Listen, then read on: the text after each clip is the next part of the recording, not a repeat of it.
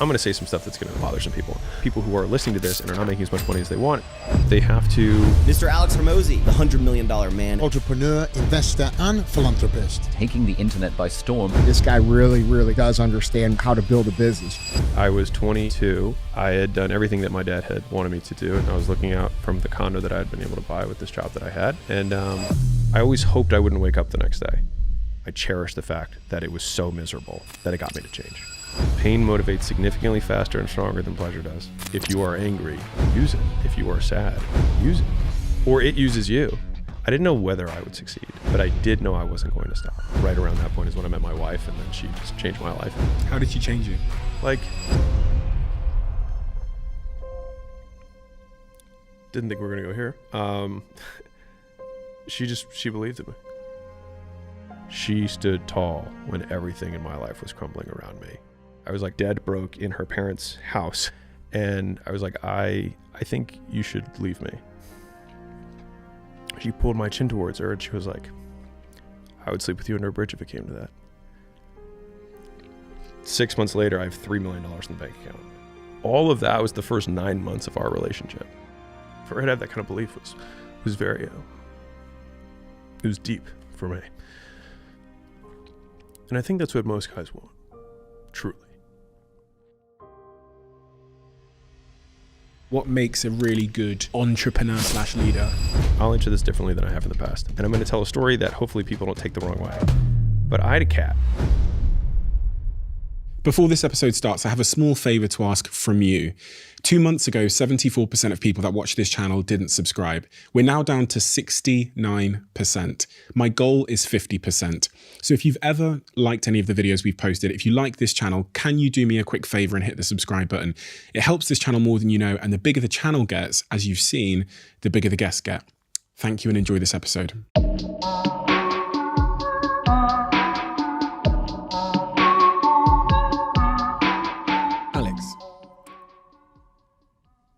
I spent several hours consuming all of your content across multiple channels.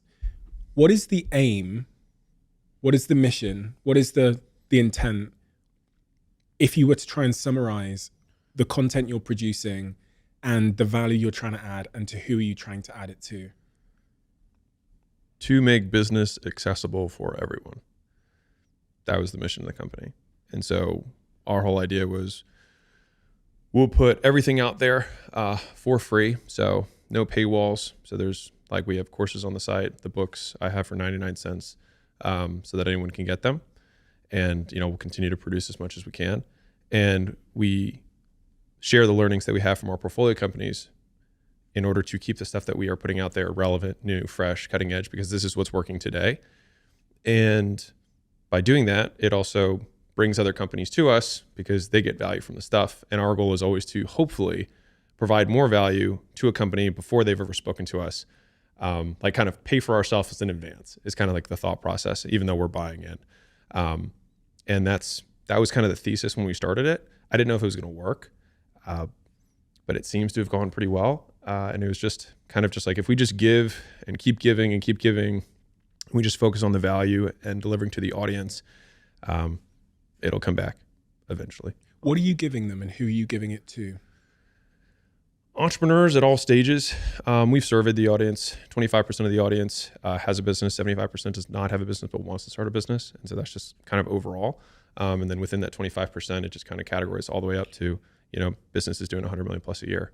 And so it's everyone. And so we try and one of the things that we talk about is like going wide and deep. Is like, how can we figure something that is relevant to somebody who's, launching their first product, and also make it accessible or interesting to somebody who's launching a new product line within a division of their conglomerate, right? And just trying to think about both people at the same time, which becomes more challenging, but it's also kind of fun. It's kind of like a funnel, isn't it? In some respects. That's exactly what I saw from your content. You're making great content that's helping people that are at the start of their journey, or 100 employees deep into their journey trying to figure out how to scale. You're making content that's bringing down some of the barriers, whether psychological or practical, to enable them to reach whatever dream they have. Let's go way upstream then. What do I need to know about you to understand the life you've led? Take me way back to your childhood and the early context. both parents are immigrants to the U.S. Mother was born in France, came here. But father was born in Iran. They met in medical school in Europe, and then my mother brought him back with her to the U.S. And then they had me, and they split. My mom had a lot of demons. She had a lot of things she struggled with when I was coming up. So I pretty much was raised by my dad. Had no siblings. It was just me and my dad until I was about 15. He got remarried. It was a short stint in terms of how long I was like kind of in the house. You know, like right at that stage is when you can drive, and I was kind of on my own almost at that point. As soon as I could work and drive, I was kind of out of the house. And then from there, did the thing that most people try and do, which is I worked hard at school, mostly because I just didn't want my dad to be upset with me, which was the main driver for most of my achievement in my career for the first half, was all just trying to gain his approval. Did all the things that I thought he would want me to. Got a job at a government contracting consulting firm, defense contracting. It was space, cyber, and ISR. So it's intelligence, surveillance, and reconnaissance for the military. Sounded really cool, was less cool when you were in it. And I was very, very sad at that point in my life. And so it was very much like I always hoped I wouldn't wake up the next day. Do you mean that? Truly. You really mean that? 100%. 100%. Because I remember when I was looking at, because a lot of people have like rock bottom moments. I think I had more of a rock top moment, which was, I was 22. I had done everything that my dad had wanted me to do at this point. I was looking out from the condo that I had been able to buy with this job that I had. And I was like, is this it? And the whole time I just really didn't enjoy my life. And it was just, not wanting to wake up. And it was the decision to leave Baltimore, which is where I was from, to quit that path, to decide to start a business of my own, was still to this day the hardest thing I've ever done. By far, all the things we've been through to build what we have, the hardest decision was taking the leap for me. And it was because like I knew that my dad so much wanted me to do what I was doing, because he was so happy that I was doing everything he wanted me to do at that point. And I had told him over and over again that I wanted to do this other stuff. And he's like, yeah, like later, later. And so I knew that it would probably put a big dent in our relationship if I left. But for me, it was actually confronting the fact that I didn't want to be alive anymore, which was the thing that gave me enough courage, or whatever you want to call it, to actually make the decision to leave home. And so I started driving across the country. I mean, it took me 6 months to do this. Like between when I decided I really wanted to do this and when I actually did it, it took me 6 months. And I called him when I was like halfway across the United States, and I was like, I'm going to California. I'm going to open a gym. I'm going to get into fitness. And he was like, why are you so extreme? And he like lost it. And then we didn't really talk much for a long time. When you started realizing that your life was one where you didn't want to wake up in the morning, when you had that job in management consultancy, did you experience suicidal ideation? Is that what you're saying when you say I didn't want to wake up into my life every day? It was never like, I've never had this is how I'd kill myself. Nope. Never had that. I just always like the idea that I could not wake up the next day sounded good. When you look back in hindsight from that moment backwards, what are the series of decisions or the things that led you to find yourself in that position? And I ask that because there's a lot of people that can probably relate. Totally. And there's probably quite a consistent set of frog pads or stones that one is walking down for whatever reason that lead you to a position where you go, what the fuck? Whose life is this? I think the one line summary for me was that like I felt like I had to let my dad's dream die for mine to live. And I felt like my entire life it had always up to that point had been like, go to this school, do these studies. I mean, it's a common thing. Like it's not like I had something that a lot of people don't have. Many people, and to be fair, I'm very grateful for the skills, discipline, et cetera, that instilled in me.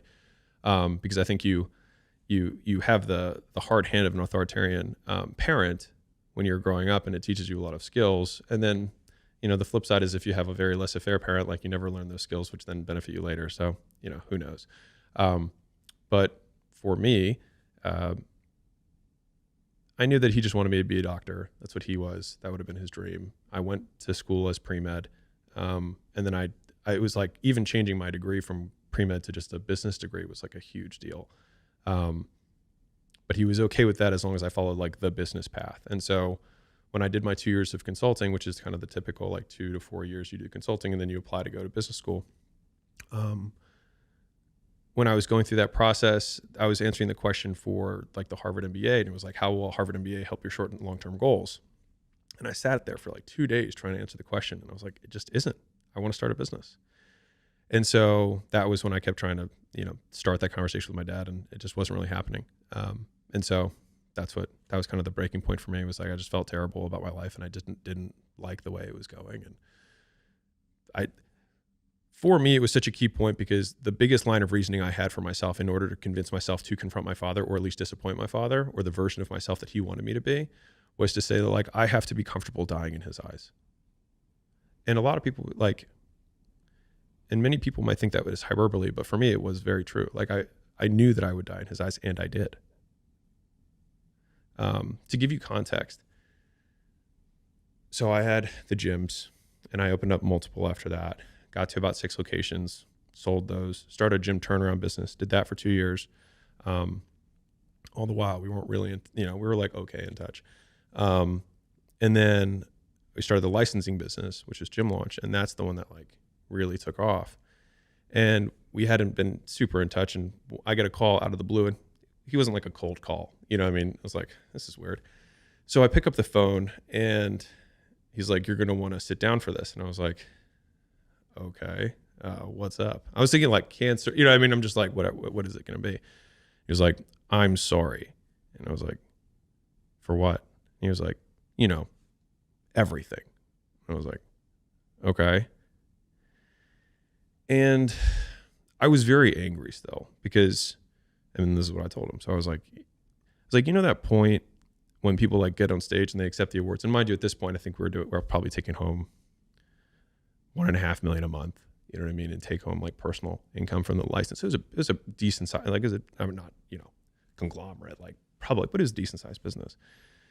And I was like, when people get on stage and they accept awards for things, I was like, the first thing they always say is like, hey, I just want to thank my mom and dad for always believing in me. And I was like, I'm not going to say that. I was like, because you didn't. I was like, you're only saying this now once everyone believed, because it's not belief anymore. It's fact. It's evidence. I was like, this apology means nothing to me. And besides that, I stopped caring what you thought 6 years ago, which is why I left.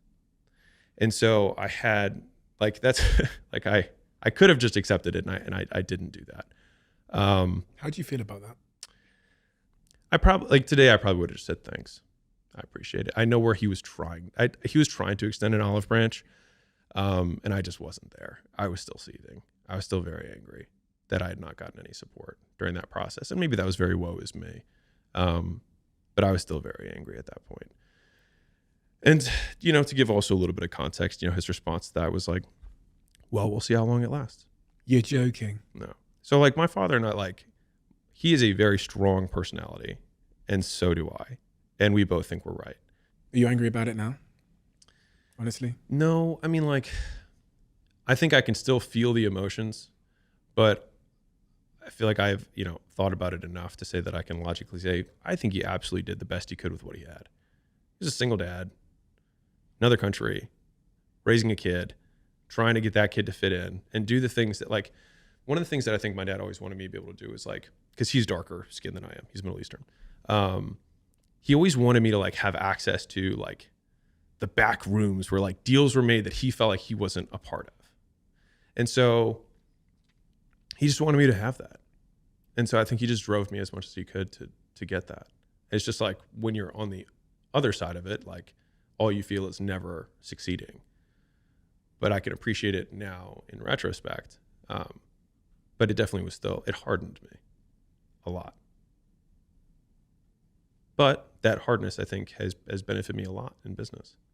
I had someone on the podcast say a quote, which I've never managed to forget. They said, you've got to realize that everybody you encounter, everybody that does you wrong, if you were them and you'd been through what they've been through and you had their brain, you'd be doing the exact same thing.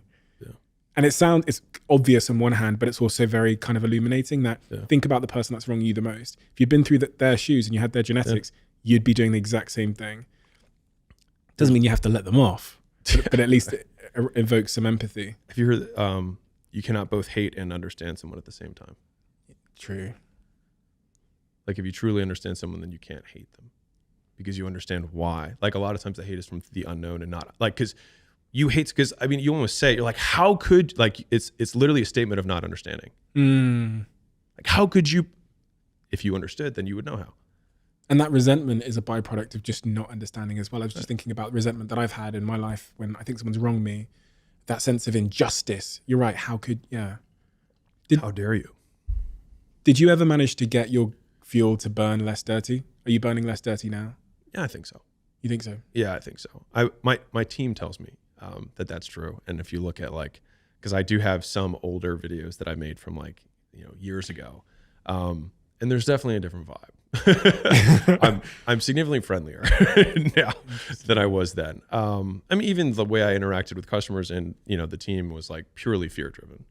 Like I was absolutely, because I didn't understand influence as well yet. So only the stick I had was like, if people are afraid of me, then they will immediately comply. And it's effective for short durations, but not for long durations. But I didn't know any better at the time. And then I slowly, that's when I, right around that point is when I met my wife, and then she just, changed my life. And she started running all the businesses, and I'd see her and everyone loved her. And I was like, man, I should do more of that stuff and less of my stuff. She changed your life. Oh, yeah, for sure. Bar none. I mean, she's like the best. How did she change you? She has brought out the absolute best in me. Like in just about every way. Like,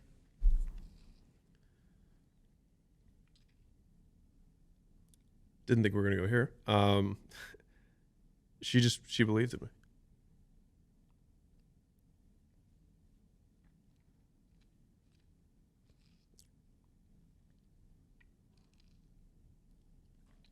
And I think that's what most guys want. Truly. At least for me. That's what I want. Or needed. I'll tell you a story to illustrate it. So we met, talked for 4 hours on the first date, only about business, because that's all I wanted to talk about. And I pitched her on working for me. I was like, quit your job, work for me. And she was like, I just met you. Logically makes sense. She was a personal trainer. I had a bunch of gyms. And I was like, if you're this good, you should totally work for me.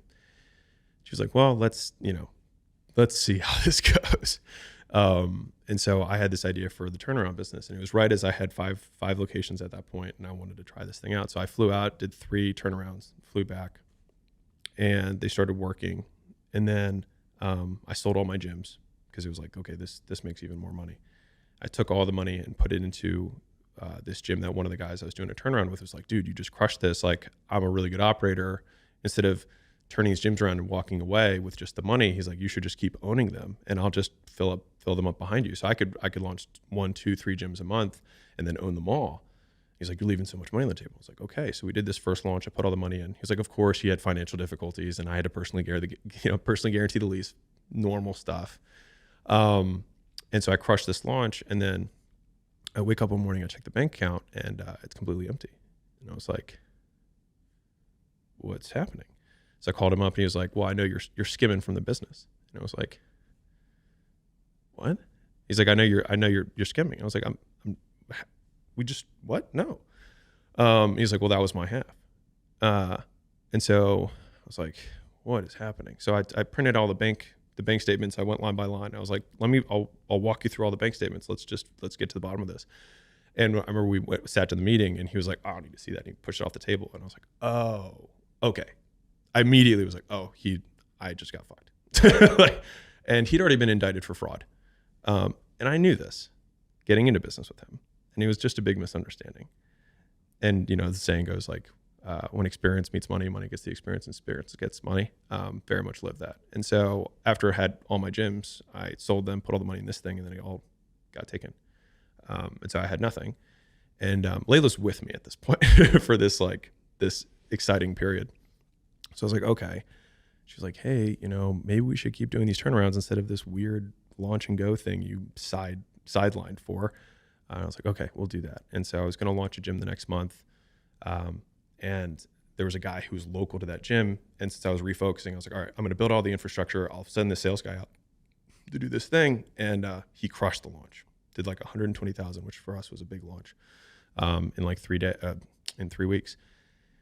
And so now I'm at Layla's parents' house because we don't really have a house at this point. And I'm the guy that she met from the internet that she quit her job for, who just lost everything. And I needed this $100,000 to come in from this launch so that I could recapitalize. And the money wasn't hitting. I was checking the bank account. I was like, where's this money? And I could see the processing, the transactions, and it was all successful. What's going on? So I called the processor up and I was like, what's up? And they said it's a routine check. I was like, I've been with you guys 6 years. It's never been a routine check. And they were like, call again later. And I was like, okay. So I called about the next day, nothing. And then finally it was Christmas Eve. And I owed this guy money for the commissions from the sales. And I was like, I will not get off this phone until you send me the money that I am owed. And To the payment processor. mm-hmm. And they were like, long story short, you were doing stuff in different locations and I was running this all through a local gym business, even though I was all over the nation. And they were like, this is a little irregular. We're just going to hold on to this for 6 months. Shit. Right. Now I owe the guy $22,000 in commissions. I, in total now, had $23,000. So I wired him the money and I had $1,000 left. And it was December of 2016. And I was like, I screenshot it because I still have the screenshot on my bank account. So I went from like 6 gyms, turnaround business, all this stuff to $1,000. And I was like, this sucks. And Layla had just got 6 of her friends to quit their job to come do this turnaround business with me. And they were starting 2 days later from the 24th. So the 26th of December, because I planned on getting this $100,000 in and then being able to launch 6 gyms because it took about, whatever. It was $3,300 a day in cost to have 6 guys out there in the field selling. $3,300 a day that I did not have. And so I still had a credit card that had a $100,000 limit on it. And so I'm at her parents' house, like in an extra bedroom, having lost everything. And my one Hail Mary play of this launch, the money did not come through. And I was like, I think you should leave me. I think I am a sinking ship right now. And I would respect you. Like, we're cool if you want to walk away. Like, we're good. Like, I won't think less of you. Like, I would walk away from you right now because this has a very high likelihood of not going right. And she pulled my chin towards her and she was like, I would sleep with you under a bridge if it came to that. And it's hard to comprehend, but like, I had nothing. Like, for her to have that kind of belief was very, it was deep for me. So it was like, fuck it, let's go. You know what I mean? And so then we launched the gyms doing $3,300 a day. And mind you, I had no way to process money still. So I'm collecting 60 to 80 contracts a day that I can't process. And so we're getting calls from customers like, hey, why haven't you run my card? Why haven't you run my card? I'm calling all these processors to be like, hey, can you please? And as soon as you get shut down from a processor, it's like a black mark. It's like going bankrupt for credit cards. They're like, oh no, something's weird. They just won't. They have other people they can process the money for. Finally, I get like a high risk processor that does like porn and casinos and stuff to like give me. And they were like, yeah, so it's going to be like 8% processing and we're going to hold 10% as like safeguard. And I was like, Jesus, okay, yes. And they're like, and we can only give you $50,000 as your limit. And I was like, I need like 200. And he's like, well, and I got this on the 29th of January. So this whole time, $3,300 a day is running on this card and I have no money and I have no way to process it. And 29th of January, I can run 50 grand. I run 50 grand in a day. And he's like, but it's by month. He's like, so February 1st, you can run another 50. So February 1st, I run another 50. That 100 covers my cost from the month before. And then I get 2 more processors for 50. Boom, boom, run those. And then like I got a third one or fourth one like 2 weeks later. And I was able to like start moving things around. And at the end of February, we had made like a $30,000 profit. And I was like, okay, I think we might be out of this. The next month we did a little bit more and I was like, okay, I think this is working. And then all of a sudden, Layla taps me on the shoulder one morning, and she turns her laptop towards me, and it's our bank account, and it has all these negative transactions, like hundreds of them. And I was like, what's going on? She's like, well, all these clients are calling me saying that the gym that we did this launch at a month and a half ago, the guy got in his chair and was like, hey, there's too many of you here. Like, just go home, just refund. Because I was the one who held the money. They had to do the delivery. That was the model. It's like, I would fill a gym up, I would sell, I'd keep the money, and then they deliver on the services. And after that, they could keep the customers. That was kind of like the setup. And then another gym the next week said, hey, this guy made $100,000 out of my gym. The average gym owner makes $36,000 a year take home. He's like, this kid from the internet took $100,000 out in a month. Screw that kid. And so he told all the customers who were there after we had left, hey, I'll keep delivering your thing, refund him, just pay me half of what you paid him. So they cut you out. Right. It was a flawed model. Like, I didn't understand, like, I didn't get it at that point. And so we had $150,000 in refunds that I had to cover, and I had no way of doing it. Mind you, like, Layla's like, we're going to do this. I believe in you. Jesus. And so I'm like, I can't sleep. I remember, because what would happen is, like, the more we sold, the more the refund, like, it was a vicious cycle. So I had to sell more to cover the refunds from the ones that were coming in. And so our sales were going up, and it was just like, I couldn't breathe.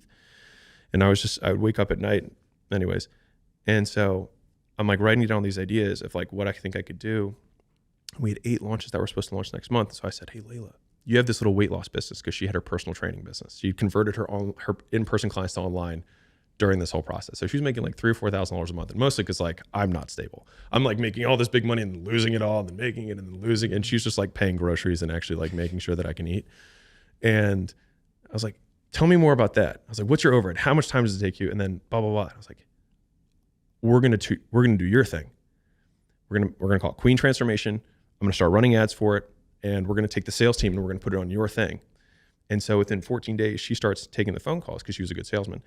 She's doing $1,000 a day online. No, all margin. What's the product? It was a 16-week like weight loss program. That online. Online, exactly. And so it was $500. She was selling 2 of them a day.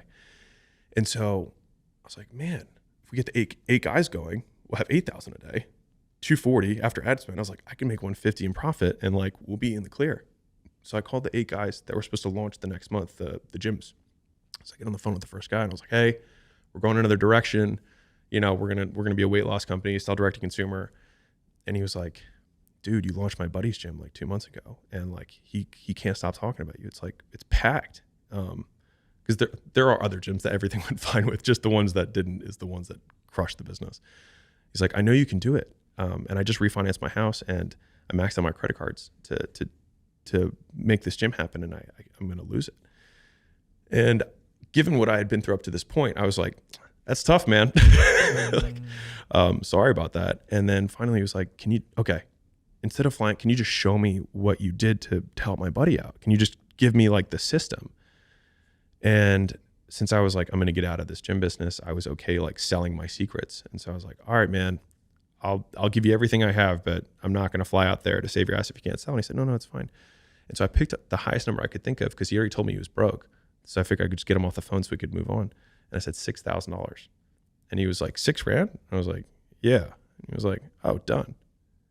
And I remember like looking at the phone and being like, holy shit, $6,000? And I was like, oh, what card do you want to use for that? Like, wrote on like a cardboard box. And then the next call I had the same thing. And I was like, well, shoot, I have to make this thing now. And I was like, same conversation. He's like, how much? I was like, $8,000. And he was like, yeah, okay. And each of the calls, I was like, next call, same thing, $10,000. Next call, same thing, $12,000. And then the next, at the end of the day, I'd sold $60,000 in licensing packages for all of the stuff that we did to do the turnarounds. Is that monthly, or is that just it was a I didn't even have it. I was just like, I'm just giving you everything I do. Yeah. It became more like more it became a recurring model over time. But it was a PDF or something. Yeah, right. It was actually all my internal stuff. So it was like what I used to train my sales teams that would fly out, and like what I would use to train them on how to do the nutrition orientation. Like it was all the internal stuff. The only thing I actually made external was I had to create the advertising material. So I had to basically make a white label landing page for the gyms that they could put their logo on. And then I licensed them the ads themselves that we already knew converted. Right. So like the videos, the copy, everything. They used like videos of me that we knew converted, and I taught them how to run them. And then that's what it did it.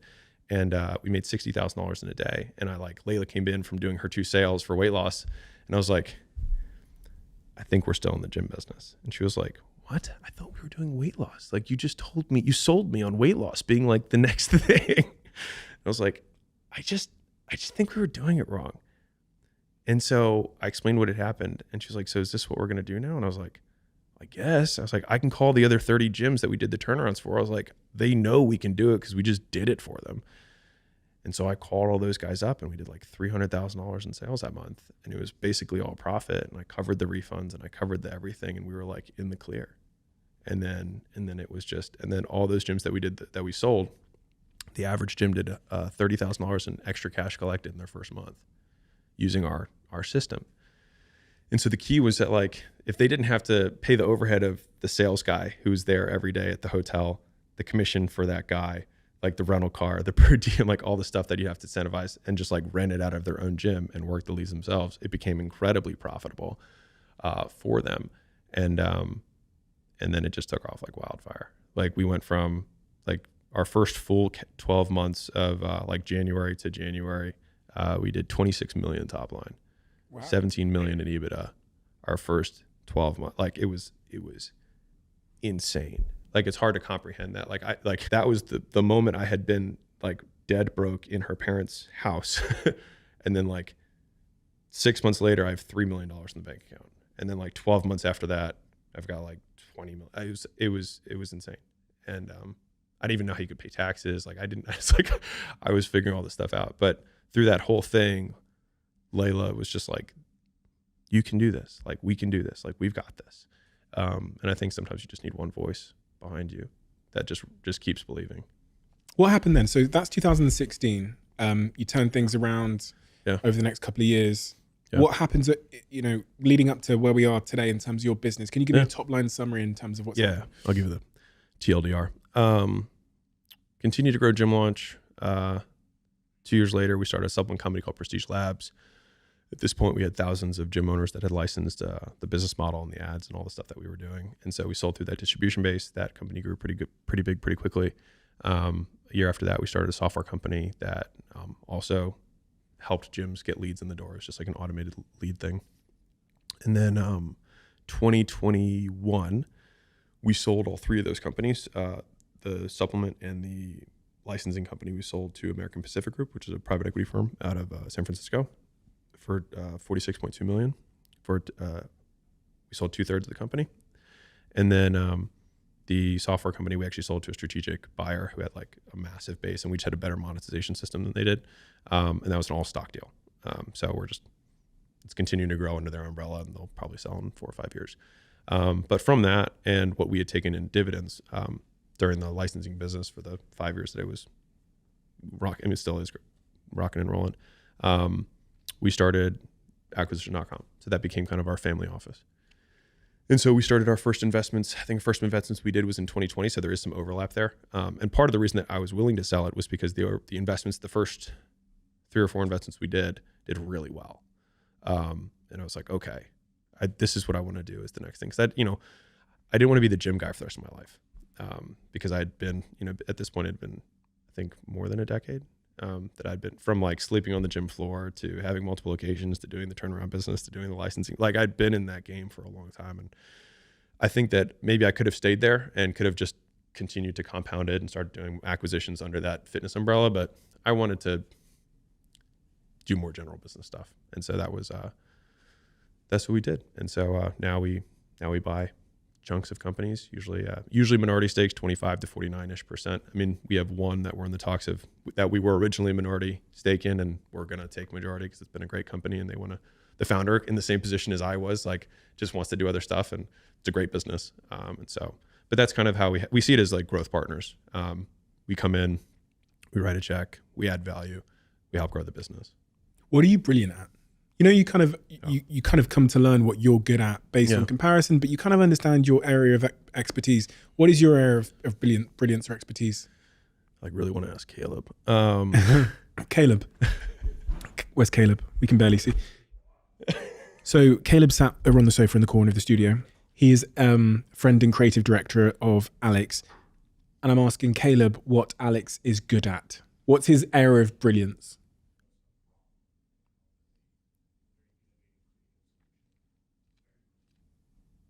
I like it. Solving problems for companies, simplifying complex things into more digestible, actionable solutions as well. And how would you answer that question if you were answering it for yourself? I feel like I fundamentally a lot of times don't understand the world. And so I think the reason that some people have found the content and things like that good or useful is because they feel like they can understand it. And it's just because like I didn't get it, right? Like terms like value, right? People are like provide more value. I'm like, what does that mean? And so I just make an attempt to define the terms that a lot of us use every day. And then it makes it a lot easier to solve for those things in business. And so, a lot of people are like, I want to grow my business. I'm like, all right, what does that mean? I'm like, well, get more customers, make them worth more. Okay. So it's one of those two things. All right, well, how do I get more customers? Like, well, there's 8 ways to do it. Here are the 8 ways. Which one do you feel like you're best at? And just like kind of thinking through frameworks that way is just, for me, it's just been my way of being able to be relatively competent in a world that feels confusing. Like there's a few things I feel like I can understand and I just hold on to those. I mean, that's the very nature of innovation, isn't it? Like asking the question. We so often in our lives just accept words and phrases and ways of doing things. And then there's a few people who are really good, like Elon's one of them, at just like asking why. And then when you ask why, like, why can't you make an affordable, quote unquote, electric vehicle that is fast? Everyone else said you can't. Yeah. Like why? But why? And then he's great at breaking it down into like the core components of that innovation. Yeah. So, well, if we buy the metal on the iron exchange and we do this and this, then we can do it. Yeah. That's such an important thing in entrepreneurship, isn't it? There's some people who just ask why naturally. Yeah. So it's like to the point, like to Elon, it's like, I don't understand why we can't. Yeah. Like just explain to me why we can't so that I can not think about this. Yeah. And I feel like that's, I would say that that's the most common thing. Like, why isn't this company growing? Like, I don't get it. Like, explain it to me. And then usually a lot of people, it's like they're caught in this loop, you know what I mean, of doing what they've always done, or like believing that this is the only way. And I think a lot of times I've benefited from like not knowing because my questions don't seem stupid to me, but only to somebody who like knows what they're doing. It seems stupid. And so from there, we're able to like, I guess to your point, innovate just by being like, I don't understand. That's what Steve Jobs, from everything that I've read about Steve Jobs and my brief conversation with Steve Wozniak once upon a time, is he was just the voice in the room that never understood why they couldn't. And even like when we think about him removing the keyboard and doing, not refusing to use a stylus and all these other crazy things he did, not using JavaScript, I think at the time, and changing the port and removing the iPhone jack, that is somebody who is so strong in their convictions in terms of like doing things a new way. How important do you think that is generally? Like, what, in your view, what makes a really good entrepreneur / leader? I think that they have to have the power to influence, and that is across lots of things. They have to be able to move other people. And you can define sales as the ability to get people to comply with your request. You can define leadership the same way. Management, marketing to a degree is getting people to comply with a larger request, publicly. But I think that fundamentally is a skill that people have to have if they're going to be successful at entrepreneurship. They have to have tremendous drive, whether that's a combination of towards or away. So they have a big mission that they really want to achieve, or they have some very big fear that they're running away from. Either way, I think the fuel works just from a pure entrepreneurship perspective. The third piece is impulse control, is that they have to be able to say no to things on a regular basis for an extended period of time. And I think they have to be able to boil down the success of their business into inputs and outputs. Like if you do not know the inputs that are going to get the output that you want, then what are you doing? And so I think for most entrepreneurs, like if they have those things, if they have the ability to lead other people / sell, just influence, they have some big motivator. They can control themselves long enough to keep on going during that period of time, and they are doing the right things because they know the inputs and outputs to be successful, to create the thing that they want. Becomes a very difficult person to beat. On that first point then, sales. One of the things I read in some of your work is this idea that if everybody just went and spent 2 years doing door-to-door sales, then oh my God. Why is that important? Why do you think door-to-door sales is a key thing? I think it's just for broader definitions for the audience. I think it's just high volume transactional sales. So whether that's you doing door to door, or you cold calling, or you working the front desk at a gym where you do 20 consults a day, like just having a high volume, because in order to learn a skill, you want to have as much exposure as you can to repeat the action. And then you want quick feedback loops so that you can learn what you did wrong. So the perfect scenario would be mentor, mentee, repeated exposure, fix this, try again, fix this, try again. And in sales, if you can survive that long, then you are good enough that you will have gotten enough feedback. Like for most people, if they can weather the first 3 months of sales, then they'll usually be fine. And so for the people who are coming up, I always tell them, like, go shadow the best guy and do twice the volume he's doing, because you're not as good as him. So like do twice the volume that they're doing, work all of the hours, and you will get better faster because you have to suck for X period of time. And so if you can condense how long that takes you in terms of calendar days, not hours, you can get there faster. But I think that it's important because, one, you have to learn how to get rejected and still keep going. And I think that's a very valuable skill. And then 2, there's lots of like little things that you learn in just interpersonal communication that you can use with teammates later. You can use in marketing, because a lot of the best marketers started as salespeople, and marketing is just sales one to many, at least as I understand it. And so having that kind of repetition just develops a deep understanding of human psychology, I think. And I think it's important if you want to get people to give you money for the thing that you have, having that as a base skill comes in handy. I think a lot of people aren't orientated towards developing skills. I think they're orientated to lifestyle, to what I can post on Instagram, to whatever's cool. But this idea of developing skills requires this thing that's kind of absent in modern culture, which is patience. And a lot, like you said, rejection. Who wants that? You know, there was no glamour in what you said, Alex. Yeah. It's funny because a lot of us want traits, right? We want to be patient. We want to be humble. We want to be, long suffering, whatever words you want to use. But in order to, if I would say, hey, how would you if you had to create a human, what would you put them through to make them tough? It probably wouldn't be a really chill life. Yeah. What would you put them through to make them patient? Well, you probably wouldn't give them things immediately. And so it's like, we want these traits, but each of the traits has a price tag attached to it. And it's just like, do you want to pay the price tag to get the thing?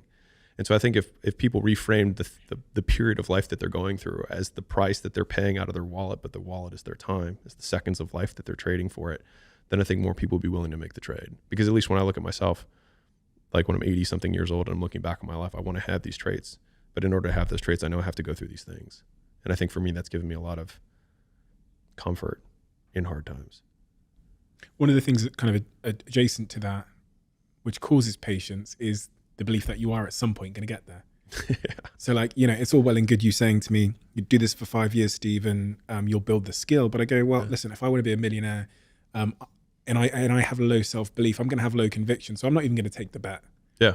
So how does one build that self-belief? Self-belief is such an interesting thing because it feels like this real, it's clear to some degree that you had it in that moment of turmoil. It also, the reason I say to some degree is because it didn't seem like you had a plan B anyway. So I'm like, you were already in your parents-in-law's playroom or whatever. So I had nothing to lose. Yeah, you had nothing to lose. So I don't know how much self-belief is applicable, but regardless, to keep gracing those hurdles, you need some kind of conviction that like this is the right way to go. How do people build that?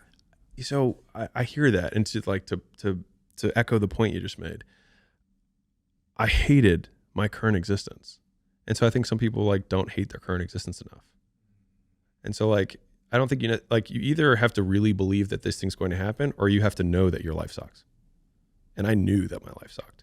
And so I knew that if I did something else, it would have a higher likelihood of changing my life than not doing something. And at least that's how I would say that I probably saw it in the beginning. It's like I didn't know if it was going to work, but I knew that I wasn't going to stop. I heard a quote some 10 years ago, which just came to mind when you said that, on some YouTube family vlog, where he said, change happens when the pain of staying the same becomes greater than the pain of making a change. Yeah. And in your situation there, it sounds like, well, this is less painful. 100%. I think that's the basis of most change. Either you have to have a reward that incentivizes you. It's the way towards or away. It's either we're going away from pain or we're going towards pleasure. And I think a lot of people are really looking for that passion that's going to be towards. But I think early days, and I talk a lot about this, but like, I think negative motivation is poo-pooed too much. Like, if you are angry, use it. If you are sad, use it. Because like, what else are you going to do with it? Like, you might as well let it help you. Like, or it uses you. You know what I mean? And so I always like to see, when I was in my earlier days, I felt like I was wielding my anger, at least in a direction. And I think also a lot of people think that they have to get like it right on the first shot. But one of the beliefs that I had was that I just want to be directionally correct. Like, if I move, I know that I don't like this.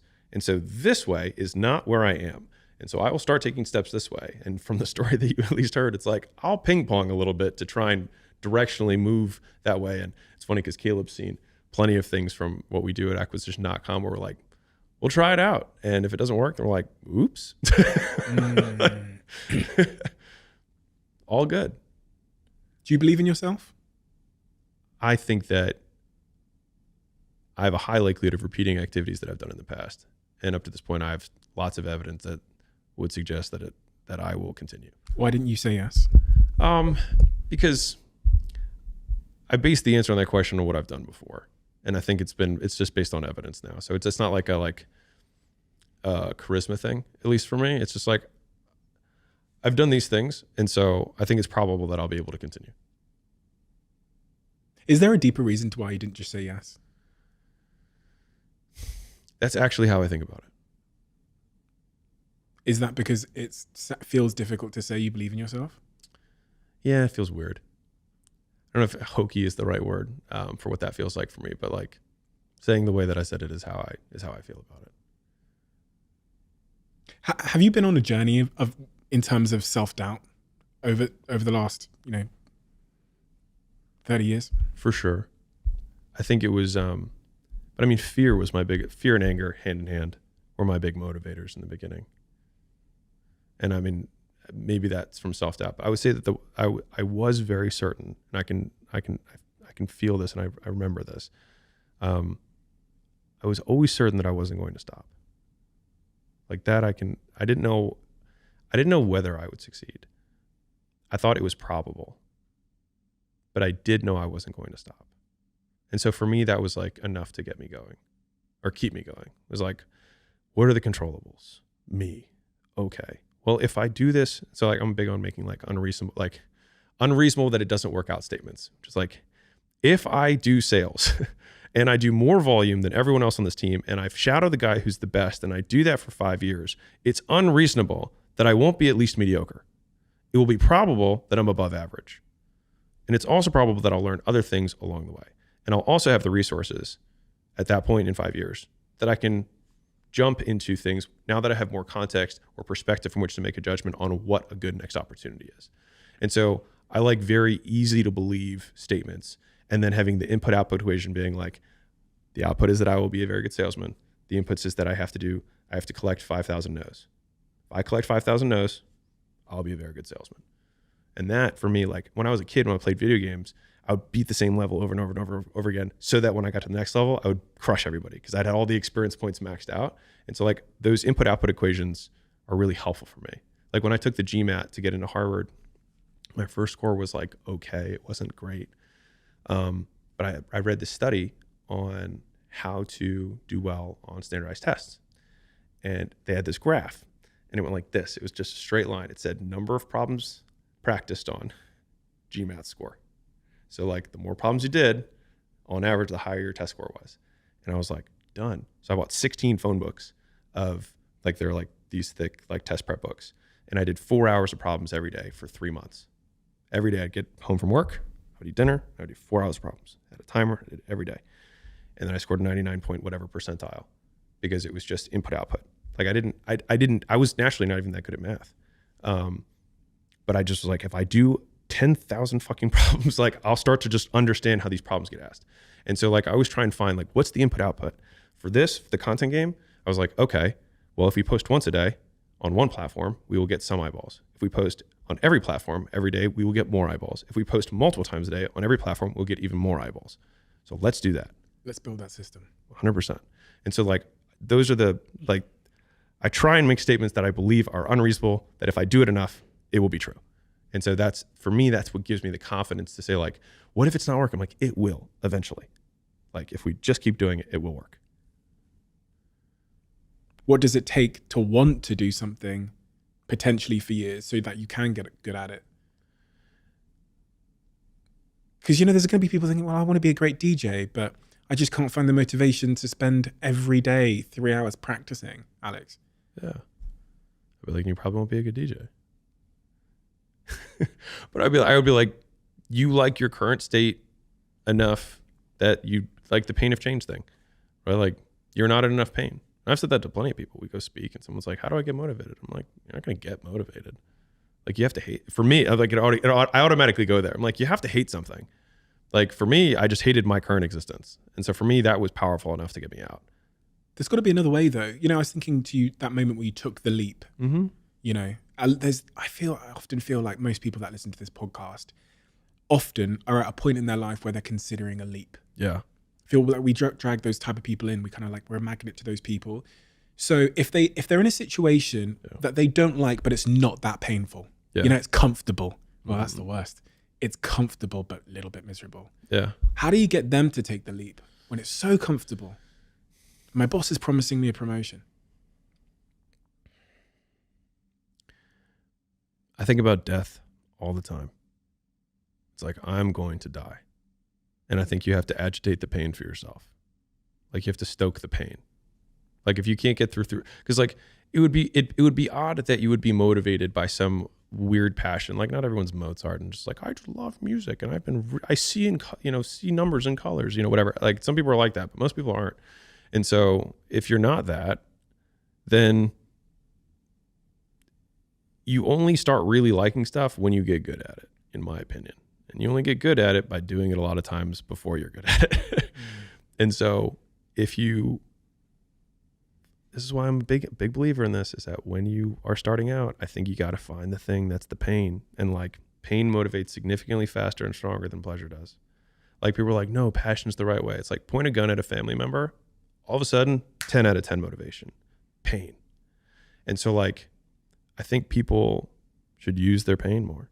And if they don't have enough pain, then one, maybe that's fine. And you're a dreamer and that's okay. But I will tell you that a word that I read in my like 6-month journey between when I wanted to quit and when I actually quit, there was this word that just like pissed me off. And it was this in this self-help or entrepreneur book. And it said, there are entrepreneurs and there are wantrepreneurs. And I was like, and it was like, wantrepreneurs are people who read these books and don't do anything. And blah, blah, blah. And I was just like, I don't want to be. I was like, I am one of these right now. And it just like felt so powerless. And I think that my entire life has been a lot of trying to have power. And I mean that in the true sense of just being able to direct influence in events. I've wanted to have more power to protect myself, protect the people I care about, et cetera. And I felt very powerless. And I think that I was in that comfortable, like my dad approved of my current situation. I had a job that when I told people, they're like, oh, that's fancy.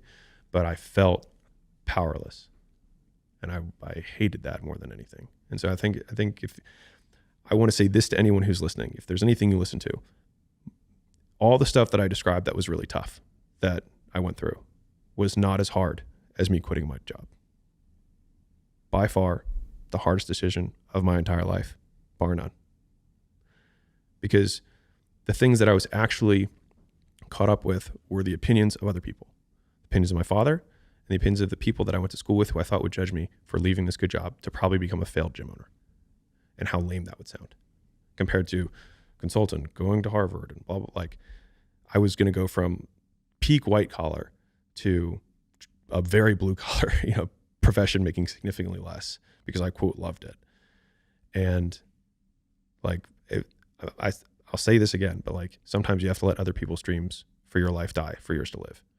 And for me, it was like when I continued to every day not want to wake up, that was my wake up call, where I was like, either I continue to live this way and not want to be alive, or I just risk the fact that I'll die to everybody else. And I think that like, it was the hardest decision of my entire life, by far. All the hard stuff we went through, still the hardest decision of my life. How much was money on your mind when you made that decision? The desire to be financially free to the point where you had millions. it's weird. Money, Caleb would know this. Money doesn't really motivate me. I would say that I love the game for sure. But I love playing the game and the tokens are there. But for me, it was beating my dad. You know what I mean? I didn't want him to be right. Like that's what it was. Like I didn't want him to be right. I remember like I'd be sleeping on the floor. I'd be miserable. I had, when I had my gym and I had no trainers, I was teaching all the classes. And so I'd wake up, I'd do 4 a.m., 5 a.m., 6 a.m., 7, 8 a.m. sessions. And then I would then work out for myself. And then I would I'd do all the marketing and the ads and the stuff that I have to do in the middle of the day. And then I would teach the 4 p.m., the 5 p.m., the 6 p.m., the 7 p.m. And then I would do sales consults at 8, 9, 10, 11. And then I would do the billing for all the contracts from 11 to like 12, 12:30. And then I'd wake up again. And I did that for like 6 months. And like I started to like lose my mind because I wasn't sleeping. But even during like those times, I just literally, I would envision going back to Baltimore to my father and knowing that he would give me the false modesty of like, well, I know you tried, don't worry about it. Now let's get you back on this thing.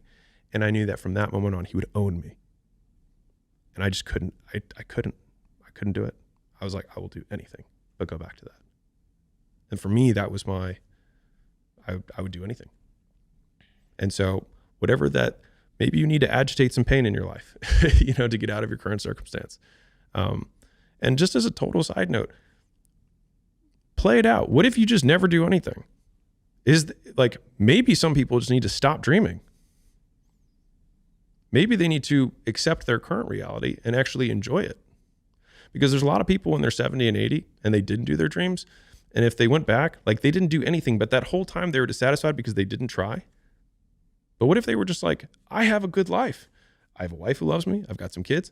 I have a job that I don't mind it, pays the bills. I mean, if you go back 500 years, it wasn't people were like, man, this is my passion. It's like, dude, I'm just rowing a boat across a ferry. And that's what I do. And that's what my dad did. And his dad did. Like, this is how we eat.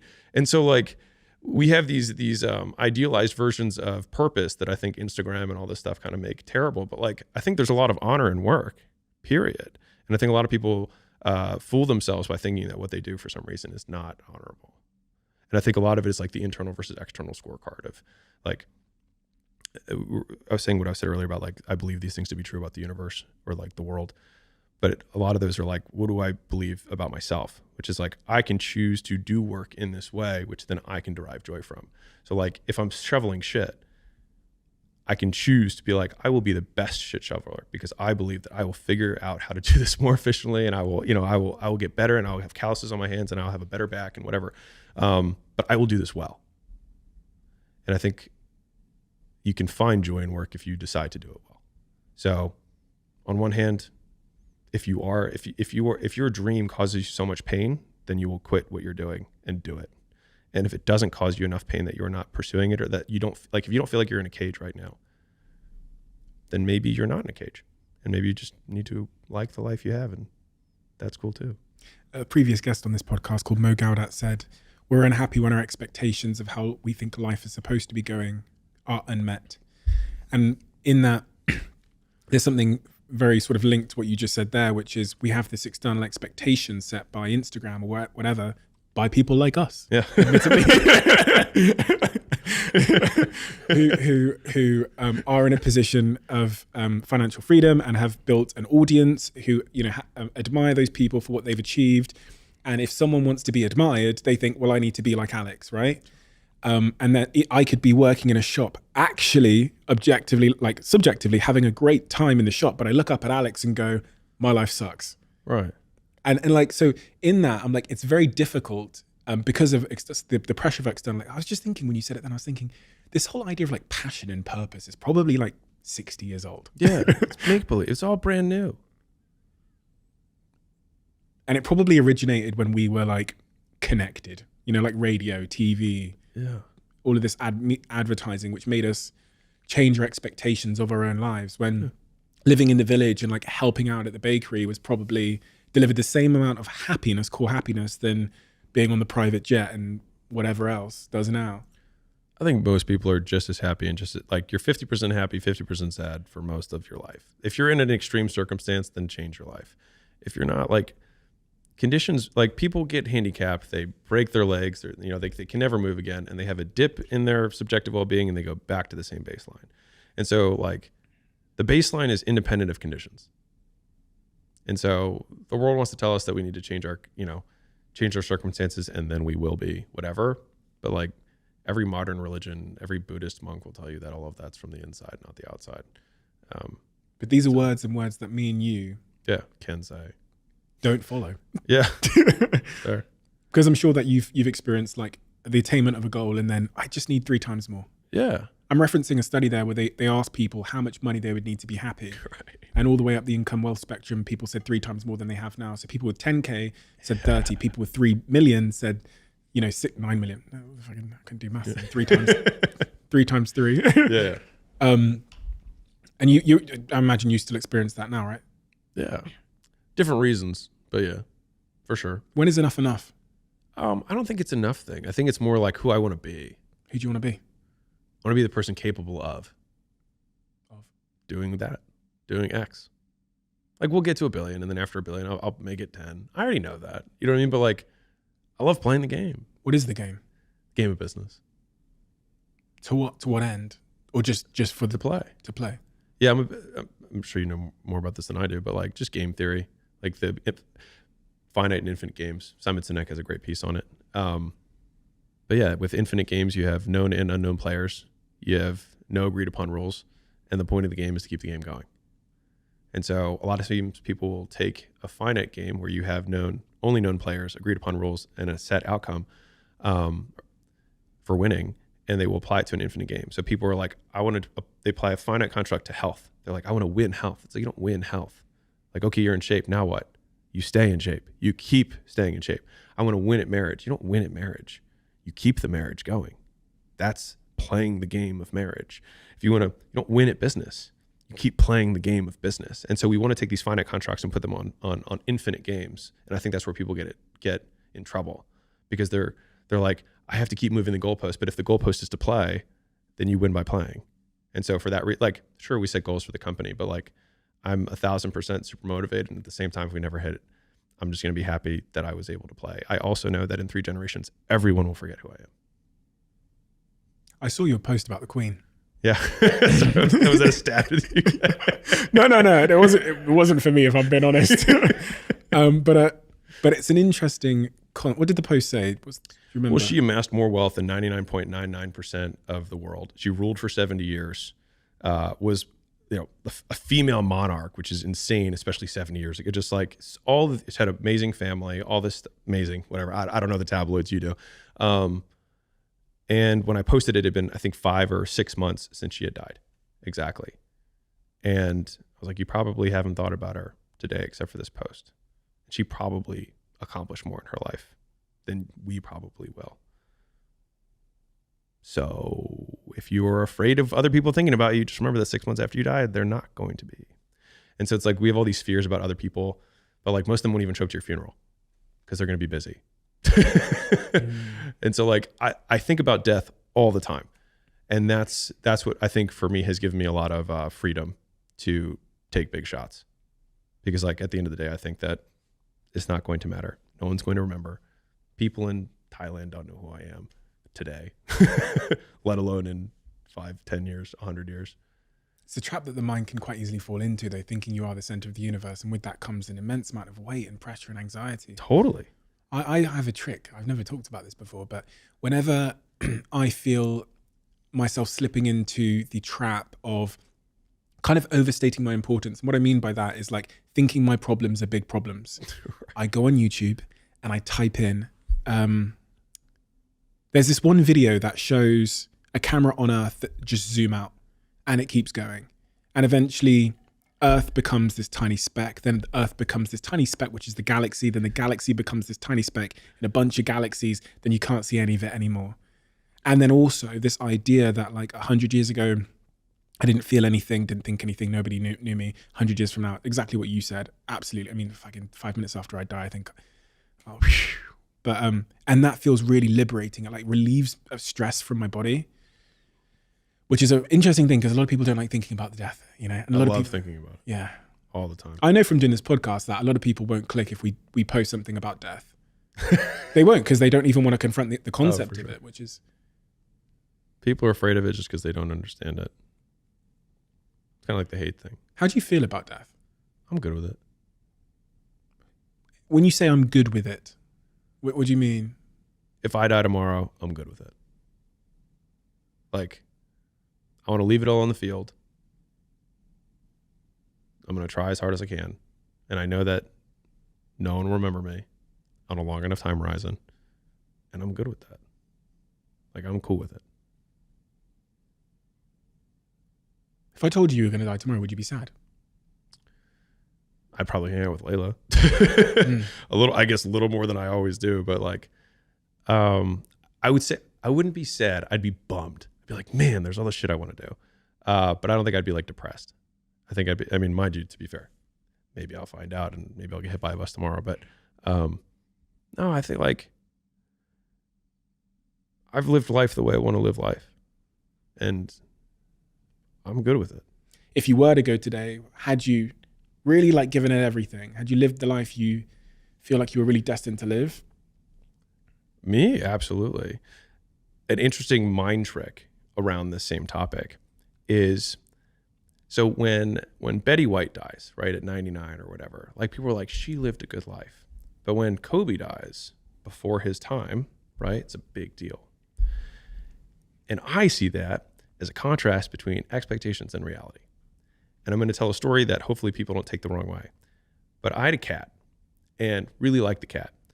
And it died at 2 years old. Really liked it, young guy, heart thing or something, whatever. And I remember being like really bummed about it. And I was like, how can I not think this? And so I was like, the only reason I'm bummed is because I think that he should being the big word that everyone likes to use, he should have lived longer. I was like, what if cats only lived 6 months and I got to have him for 2 years? I was like, I'd probably be pretty stoked about that. And all of a sudden I was significantly less sad about it. And I was like, I got to have him for 2 years. I was like, awesome. And so I think like for me, for us, whatever, if we were to change our expectation, like people think they should live until, everyone thinks they're gonna live to 100, which is kind of interesting because like the average life expectancy is 74. And if you're like 36, you're middle-aged if you actually do the math, which no one wants to do, being middle-aged at 36. I know, right? I don't want to go. Yeah. But I think if we shift our expectations, then like expectations is the thing. It's all the thing, right? And so we can, if I expected that I was supposed to have lived 20 years and I made it to 33, stoked. Jesus lived until 33. He did a lot more than I have. You know what I mean? And so I'm good with it. If I die tomorrow, like only reason I would be upset is if I demanded from the universe that I live longer.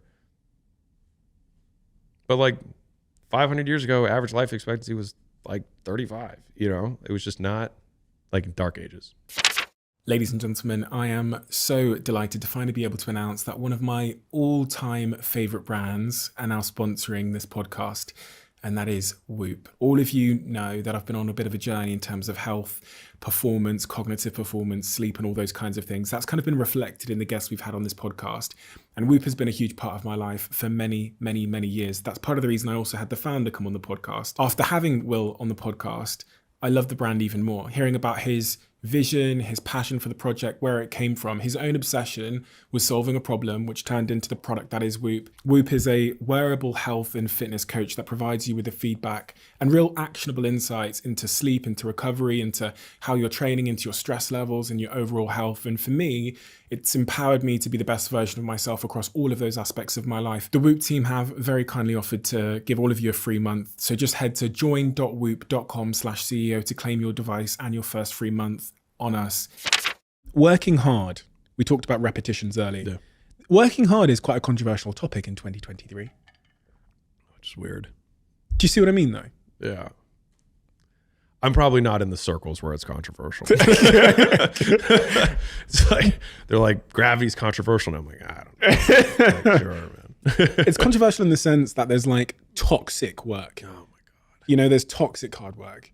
And there's, I think society prescribes a certain amount of work, which is good. Yeah. by their definition of, like, I'm going to say some stuff that's going to bother some people.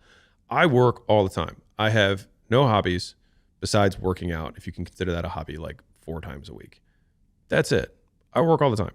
That's all I do. And I work until I can't work, meaning like my output per unit of time starts to drop precipitously. And then I know that I just need to take a break of some sort. And then I usually binge some sort of television because that's what for me works. Some people are like, I garden. That's not me. Netflix, I'm good. You know what I mean? Or dark room in a movie theater, rocking. And that's okay.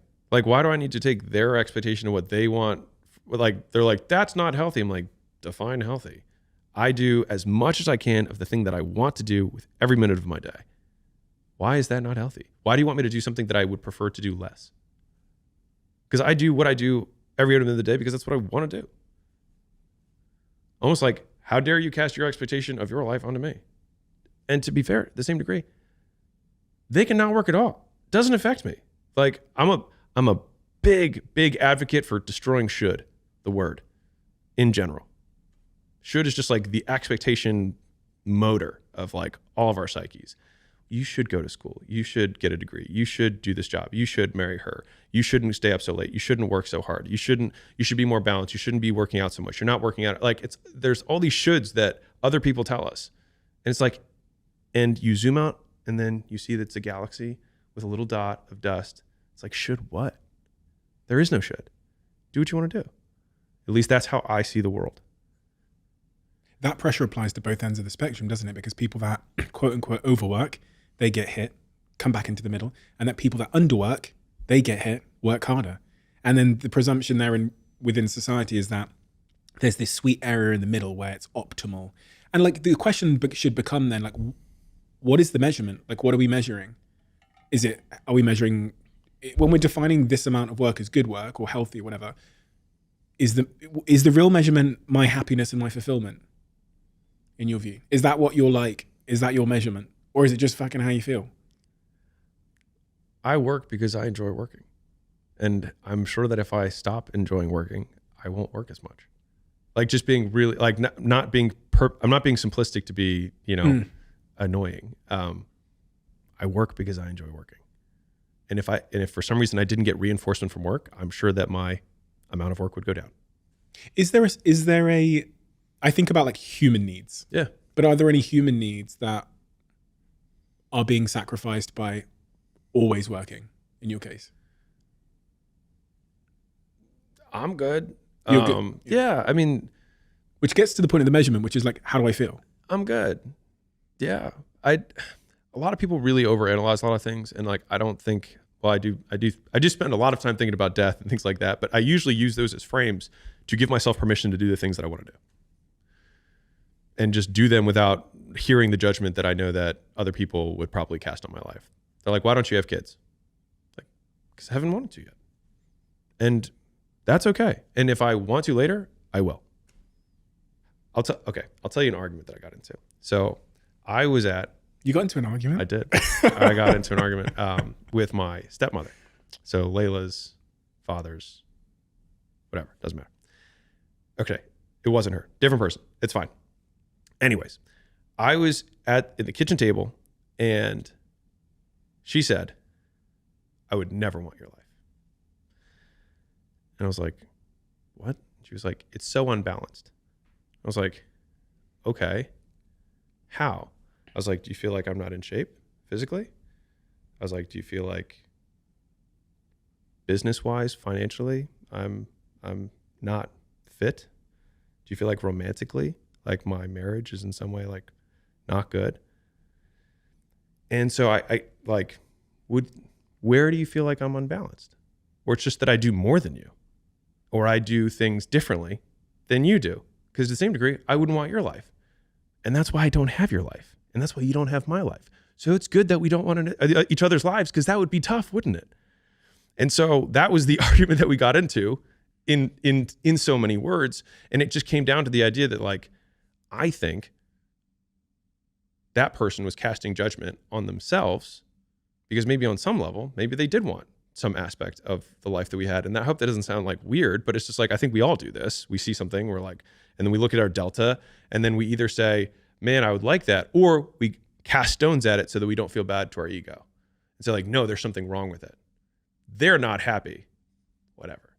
And I would say that if there's one thing that I will try and beat out of me until I die, is caring what other people think. And I think everybody cares what other people think. And I think over time, we just care a little bit less. And so I feel like I'm 30% better than I was 10 years ago. And maybe in 10 years, I'll be like 30% better than that. But that 30% has been very meaningful for me because it's enabled me to do things. Like I got married in 8 days. None of my parents were there. And I'm cool with it because that's what I wanted to do. And I work with my wife every hour of every day. And people are like, is that healthy? I'm like, I don't know. We like it. Why do you care? Like, how does it affect you? Here's a trap though. Yeah. I can relate in many ways to what you're saying. And I mean, my team will know that instinctively. One of the traps we can fall into, one of the risks when we have that perspective is that we kind of cast that expectation on others, people that work with us. I think entrepreneurs oftentimes when they have that drive, which is sometimes driven by a shame or an insecurity that comes from their childhood too often, so often, maybe not too often, but so often, that when they lead people who don't have that same insecurity, shame, whatever, that predisposition to workaholism, whatever you want to call it, they struggle to relate. You know? Yeah. Have you had that? Sure. But I think that's okay. Have you had to work on that? Layla's better. I say that judgingly, but like realistically, I think we try to maintain a culture of high performance, and we're like on the screening parts on the front end. We're like, these are the values we have. Here are examples of those values at play. So it's like if your shift ends at 5, and somebody asks a question that's going to take 30 minutes to answer at 4:59, what do you do? That's an interview question. We're like, and we need you to be honest, because if you say you would work, but you would actually be dissatisfied, you're not going to do either of us justice because you'll come in and you'll get fired quickly, and that'll be hard for you and hard for us. So like, we want you to win at whatever you do in life. So Layla's very big on like human first in terms of how she does everything that we do in the company is like human first, then everything else. You can tell that's why like we're yin and yang for this kind of thing. But I think it's really just about expectation setting and being very truthful and as transparent as humanly possible about like, this is what we expect. If you don't like that, or if your worldview is contrary to this, then you shouldn't work here, because there's another company that totally shares your worldview and you would do great there. And there's other people who feel like misfits in the companies that they're in and then work all the time and they're frustrated that no one else does. And they're all like telling them they should slow down. Come hang with us because we'll respond Slack at 5 a.m. on Saturday because we're on. But like, I just hardcore reject there is a right way to do things. In that example, you've touched on something I wanted to talk about, which relates to your first book, I believe. Offers? Making offers to people. Yeah. I read that you said, if there's one skill you have, it's making offers. What do you mean by making offers? So offers are the terms of exchange. So right before I started my first gym, I went to this weekend workshop to learn how to market. And get this is 2013. It was on Facebook ads. And so I got lucky. So I learned how to run Facebook ads in 2013, 2 weeks before I started my gym. This is when you're getting penny clicks and you could put a girl with a bikini and say, weight loss, click here, and it would run. And so at this thing, I hadn't opened my gym yet. And the guy was like a gym marketing dude. And he said, do you want to know the secret to sales? Because he could see I was way over my head. All the other guys there were gym owners except for me. And I was like, yeah, because at that point, had never sold anything. I didn't even know the word sales was a thing. That's how out of it I was. And so he pulled me over to the side and he asked me that question. I like pulled my notebook out to like learn the secret to sales as though it was one line. And it kind of was. He said, make people an offer they'd feel stupid saying no to. And I like wrote it down and I highlighted it. And that actually became like a core concept that we do in every business that we have, which is like, how can we make this offer better? How can we make it more valuable? And that was why defining value was such a key thing, because people are like, provide more value, make valuable content. I'm like, what does this mean? And so we boiled down value into 4 variables. And then there's things that enhance value, but like core variables and then things that enhance it. So like one is like, what is the overall dream outcome of the customer? And so a difference in juxtaposition is like, for guys, if I say I can help you make more money versus I can help you lose weight, most guys would pay more for the thing that will give them more relative status. And so in that way, between two categories of outcomes, this one will be more valuable. Okay, cool. Now, within everything, and let's call it weight loss because that's an easy one everyone can understand. Within weight loss, every other thing between a $5 ebook and a $50,000 liposuction surgery, the difference in those prices are the other value variables. And so the second variable is perceived likelihood of achievement, which is if I buy this thing, how likely do I think I will get the outcome? And so if I have a surgeon that's going to do this liposuction, for example, and it's the first surgery they've done out of medical school, and there's another surgeon that has done 10,000 and has 10,000 5-stars, which one would I be more likely to go to? The 10,000 5-star surgery, even if it actually takes that guy less time to do it. How unfair. But my perceived likelihood of getting what I want is significantly higher. So it's actually the equal opposite of risk. Those are the things that we try and enhance in the offers. We try and have a very compelling dream outcome, try and make it very likely that they're going to succeed, and there's lots of elements that make someone feel like it's likely that they'll succeed. On the bottom half of the equation, so it's a fraction. There's 2 on the top, 2 on the bottom. You have time delay between when they buy and when they get. So if someone were able to click a button on a website and immediately look at their stomach and have a 6-pack, that would be incredibly valuable, right? On the flip side, if it takes them 2 years in order to get that, it's significantly less valuable. And so for that same reason, you have to arm wrestle someone to get them to buy a personal training package. You have to spend an hour and a half to get them to buy a 20-pack of trading sessions, whereas women walk into the doctor's office to do liposuction and drop 20 times that amount of money because the time delay is nothing. You get it on the table, you wake up and you're thin, right? Then the last variable is effort and sacrifice, which is 2 sides of the same coin. So effort are the things that you have to start doing that you don't want to do as a result of this purchase. Waking up early, getting sore, like in the workout example, eating foods you hate. On the flip side, the sacrifice are the things that you have to give up that you don't want to give up as a result of this purchase. And so that might be sleeping in, eating the foods you enjoy, margarita Mondays, whatever.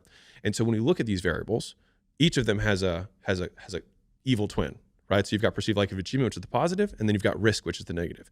You've got time delay, which is the negative version. You've got speed, which is the positive version. You've got effort and sacrifice, and you've got ease, right? And so when we're trying to make an offer, we try and think through each of these elements of value and think, how can we maximize the upside, make it super, super likely they're going to hit it, paint the vision that they have it, and then on the bottom side, minimize the time delay between when they buy and when they get, and how much they have to do. Because in a perfect world, the moment someone says, I want that thing, that beautiful dream outcome, they'd be virtually guaranteed they would get it. It would happen immediately and it would be effortless. And I think that is the perfect ideal that we look at in terms of value. And as entrepreneurs, we innovate our way to just keep trying to chisel towards that perfect ideal outcome that we'll never actually get to.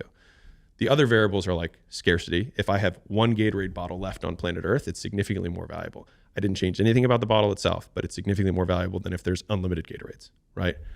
Urgency is if Gatorade, no matter how many Gatorades there were on planet Earth, I'll give a different example. If J.K. Rowling decides that she's no longer going to sell Harry Potter digital copies ever again, as of tomorrow, there will be a lot of sales of the digital copy, even though there's unlimited units. Scarcity is a function of units, urgency is a function of time. And so scarcity and urgency add to the value by enhancing those other 4 variables. There's more, but like those are the core things that we look at in terms of when we're trying to make an offer for a business. And so that becomes very relevant when we're trying to increase price for a business that we take on. So I'll give you an example. We had a PR company that we invested in. That was a generic PR company for like small business owners. And they had really high churn, but they had a really good sales engine. I was like, okay, like there's something here, but like, I think we need to tweak. I just really like the founder. 85% of their customers were small business owners and turned out in like 3 or 4 months. 15% of their customers bought the most expensive package and stayed like forever. And I was like, hey, crazy idea. What if we only served these customers? And they were people who wanted to get fundraising. Very different than the traditional like dry cleaning store, plumber, or whatever. And so we redid the entire business model around finding only that niche. We only cold emailed people who were in that very narrow window. We were able to 10x our prices because we got higher response rates to the emails than we did before because now we were targeting and speaking very specifically to an avatar. And now we could provide so much more value to that specific person. And so that's maybe if Caleb were to answer from a business perspective, like solving that equation is probably the thing that I enjoy the most because it is how I feel like I've unlocked the most value in a business, which is like, what are all the good things that this business has? What are all the things it can do? Okay. Is there a way that we can rearrange it for a specific customer that will make what we do significantly more valuable to them? And then that's what we try and repackage. And when we do that, that's oftentimes when we can, like with Gym Launch for me, I had the knowledge of how to help people lose weight, have the nutrition plans. I knew how to sell. I knew how to market. But it was only when I like rearranged the variables that I went from making a few $1 million a year in top line revenue and basically no profit to millions and millions and millions of dollars a year in top line and bottom line profit, simply by rearranging the variables. And that was just so ingrained in me that from that point going forward, I was like, I just have to make things that are so good that people will feel stupid saying no. And if we can't get enough people to say yes, we need to make the offer better. And to me, that's been like the single thing that it affects all aspects of the business. It's the highest leverage thing I think you can do in the business, which is why it was the first book. Because answering the question, what do I sell, is the first book. The second book, Leads, is to whom do I sell it? I got to get leads, right? And that's the second book. But that affects pricing, it affects profit, it affects marketing, it affects sales, it affects delivery. Like getting the offer affects everything. And it's one of the hardest things to change because it affects everything, but it also has the most ability to unlock incredible wealth or value in a business. And the concept there is incredibly transferable. When you were going through the equation, it sounded in some parts similar to an equation we used to have for competitions when we were trying to get people to sign up to competitions. The idea, almost sort of like it was an equation where on one end, little investment, so just click here and you're entered.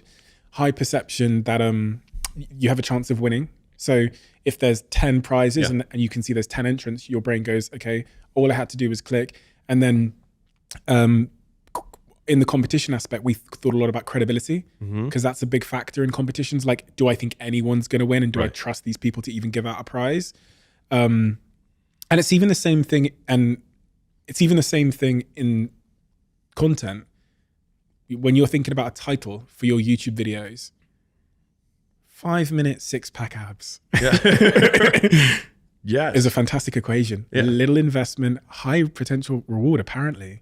And that's also, there's even another thing which I've thought about, which I've not been able to necessarily explain, which is why people are more likely to click on things. I guess it's ease when it says things like 5 steps to finding love versus like how to find love. 5 steps. I guess it's that ease point. It feels more accessible. Just 5 steps. Yeah. Perceived like of achievement. Like, what's my risk of not achieving? If there's 5 steps, that feels easier than just how to. Maybe. When you think about where you are in your journey as an entrepreneur, and you think about it maybe as like steps, how far are you up that staircase? Or do you not know? I was like, I felt like that was going to be the question that you were going to ask. And I was like, I feel like every entrepreneur feels like they're just getting started. Like you talk to guys in their 70s, they're like, I'm just getting started, you know? I mean, I'm about to cross a decade of being, no, I am right. Just at the decade point for me from the first business I started to now. So I feel like I've got a few seasons left, you know, if I can keep living, which I'd be stoked about if I can. Let me ask a different question then. Caleb in the corner who works for you, he's your creative director. If Caleb said to you, he said, Alex, I want to be a millionaire. Yeah. What would you say to him? What advice would you give to him? He says, listen, I've heard you doing all these podcasts, you're running around, I've been filming the camera, but I've been filming, I've been listening. Yeah. And this millionaire stuff, this sounds amazing. Yeah. So what advice, how old are you, Caleb? 29. What advice would you give to 29-year-old Caleb if he said to you, Alex, how do you, knowing me, how do you think I become a millionaire? So there's a lot of ways to do it. It just depends on which way you want to go. So I'd say first off, you can stay at acquisition.com. That'll probably happen on a long enough time horizon just because we're going to get really big. We're already pretty big and we're just getting started. So like I genuinely believe that, and that's 100% my goal is that every single person that we have becomes very, very wealthy because I'm going to die and it's not going to matter anyways. And if everybody else can make some too, great. So that is a path. Another path is he peels off and goes on his own and starts a business of some sort. And so it depends on whether he wants to make the business itself what his core skill is, which would be like media and maybe services around media, or using the skill that he has of media in an opportunity and he gets 2 or 3 other people to maybe co-found it with who have other complementary skills. And then he just runs that division or portion of the business within the larger context. And that's like a classic question of like, I'm really good at making wallets. Like, what do I do? It's like, well, you can continue to make them. And then when you can't make as many as you have demand because you're so good at it, you can either raise the price and just continue to keep raising the prices until eventually you become Versace of wallets, and you make tons of profit, but you don't have tons of units, and that's okay, and you're a luxury brand. Or you put on the business owner hat and you say, okay, how do I mechanize the wallet building process and I become more businessy? And so I think it's like, do I want to be the artist or do I want to be the entrepreneur? Both of them are fine. It depends which one you feel like you're more naturally inclined to or have a higher likelihood of success doing. I like the game of business. I've played lots of different games in terms of industries. Like, I like the game overall. I don't feel like I have a particular art. Like, I don't think I'm really good at any aspect of business. I feel like I've been decent enough to not make one of them the constraint. Like, I'm not a great copywriter, but I'm good enough that that's not going to be the limiter. Like, I'm good enough. Like, I'm good enough at hiring that I can make sure that that's not the limiting factor, right? And so that's kind of how I think about it in terms of business growth overall. And so it'd be the same thing with Caleb. Is like, we have to identify what the constraint of the system is, and then deconstrain it. When you say talent stacking, I've heard you say that a few times. What do you mean by that?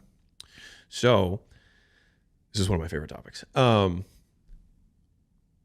Many skills, like 1 + 1 = 5 when you put them together. So let's say you have somebody who's really good at math in the beginning. That as a skill, not super monetizable, right? Okay, well then you learn bookkeeping. Okay, well now you had a proclivity for math, but you learn something that has value in the business world. Okay, then you learn to get your CPA, now you become an accountant. Okay, more valuable. Then you start studying around tax law and insurance, and you're like, oh, significantly more valuable. And then you learn how capital markets work and how debt markets work, right? And you understand how mergers and acquisitions work. And all of a sudden, you're a CFO. And then you learn how to sell and promote a little bit. And all of a sudden, now you're a rainmaker. And so you still needed to be good at math. But when you stack these other skills on top of it, the original math skill becomes significantly more valuable when you have these skills on top. But each one kind of requires the one before, which is why one of the things I hate about kind of the entrepreneur world a little bit is like, they'll learn something new and then poo-poo the thing before. It's like, I'm not upset at the teacher who taught me arithmetic because I learned algebra. One was necessary for the next. And so as entrepreneurs, a lot of times it takes, I think, the self-awareness to say like, where am I at on my skill stacking adventure, right? And each skill, every skill you add to your skill tool belt makes the rest of your skills more valuable, which is why I think it's so cool, which is why I'm such a big advocate for education overall. And that's, mission of acquisition.com, make business accessible to everyone. That's why we put all this free stuff out there, is because like, if we can give people enough skills, they'll be able to stack them on their own and then just achieve whatever they want in a totally different way. If you allow me to go there, it's like, you look at Jay-Z, right? Maybe he was somebody who naturally had rhythm, right? And so then all of a sudden he learned how to rap. Okay. He took his rhythm, put it in a rap. Okay. And then he made his first CD. Okay. And then he learned how to promote. Ooh, significantly more valuable. And then he learned how to make a label. And then he learned how to recruit other artists. And so he still needed to learn how to promote the other artists. If he didn't know how to promote at all, he wouldn't have been able to do it. But once he had the label, he got significantly more leverage on the skill of promotion. And he could recognize people because of his skill in rapping and rhythm. And so like, each of these skill stacks on top, and then eventually he pinnacled into Beyonce as his top skill. I'm just kidding. I was gonna say. Like, where is he going? Yeah.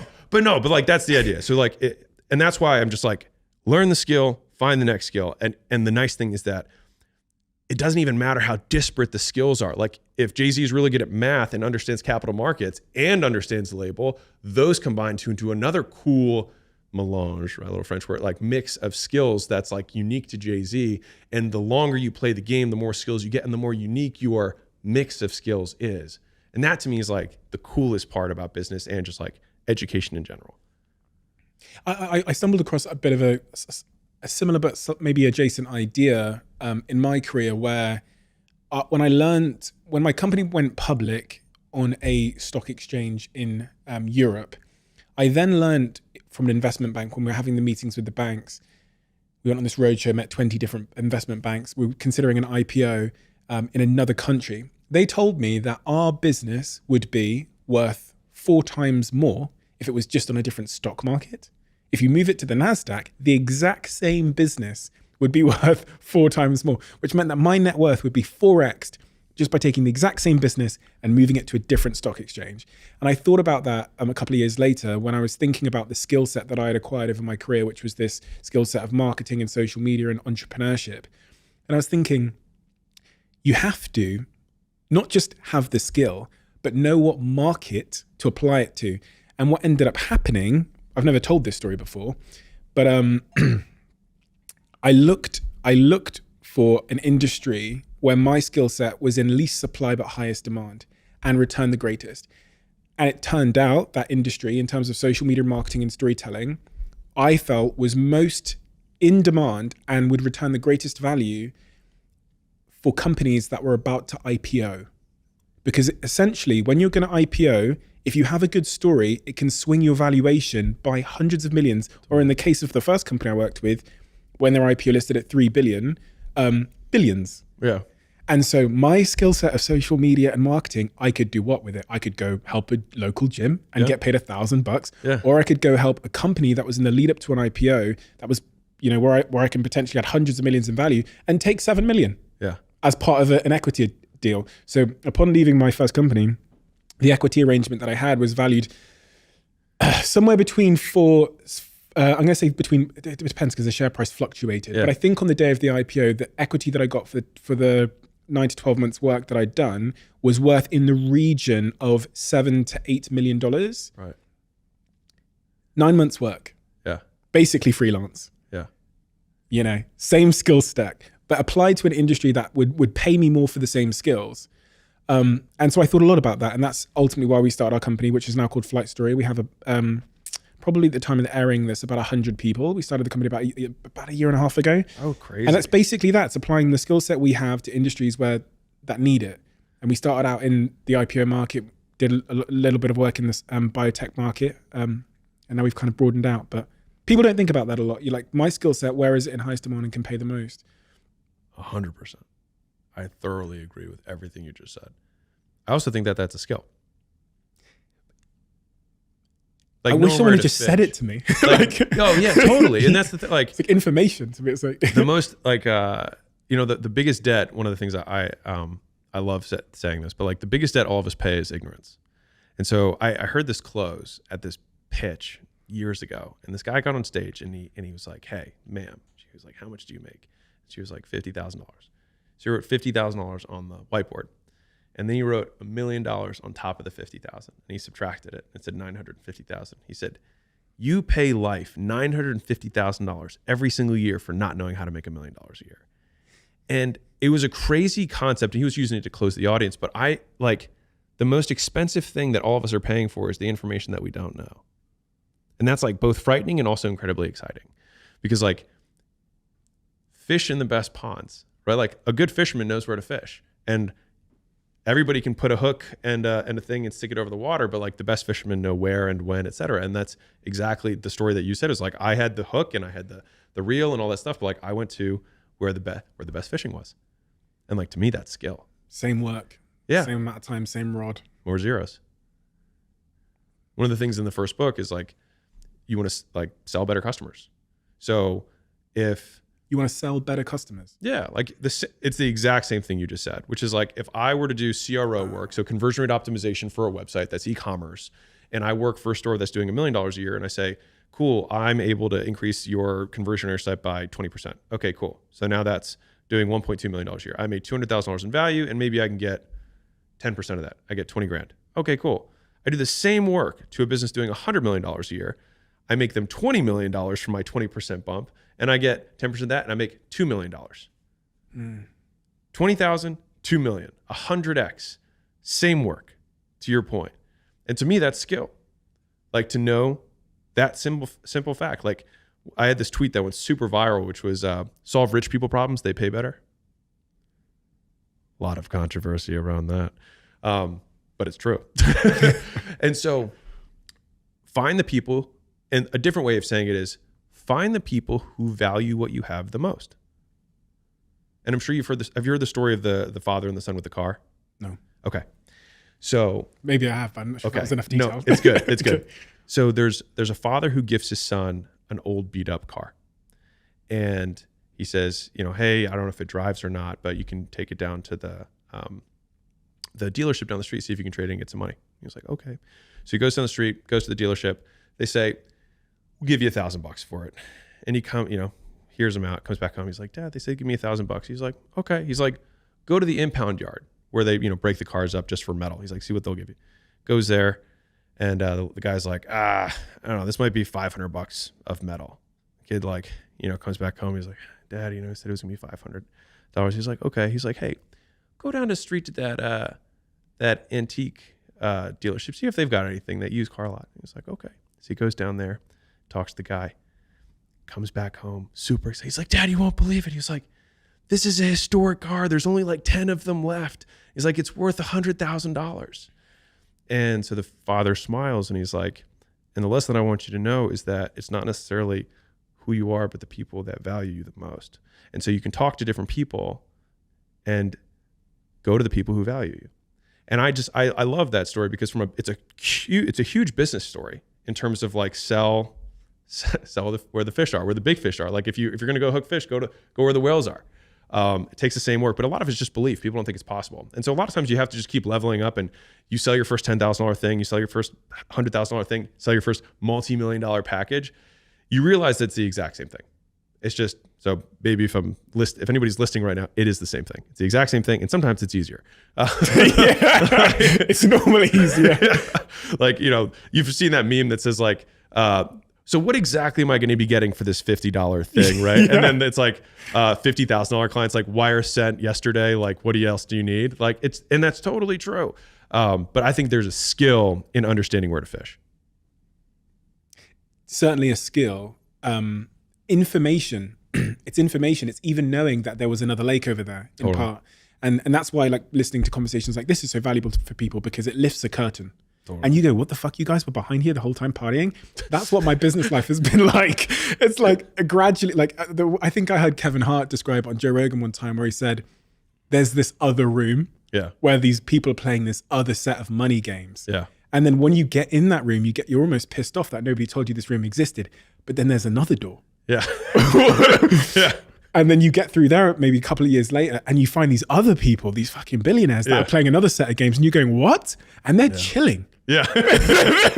They're just smoking cigars. They're not even doing any hard work. And you go, tell me the games that you guys have been playing in here. Yeah.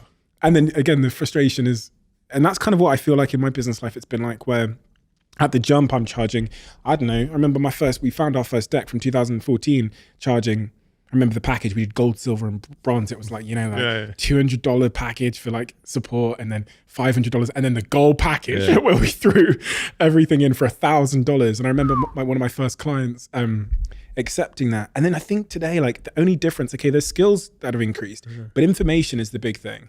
Knowing how to do it,